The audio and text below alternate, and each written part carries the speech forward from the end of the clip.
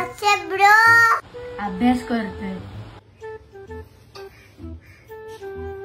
हे कोणाची वही आहे? मित्राची.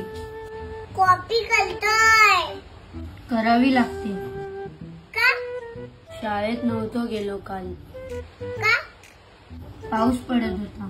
ज्याची वही आहे तो कुठे जातो? 4 घर सोडून. मग तुमच्या 4 घरावर पाऊस पडला काय? बघ भाऊ, 2 प्रकारची माणसं असतात. एक पोरशन मग आपलं हेल्मेट घालतात आणि दुसरे स्वतःसाठी.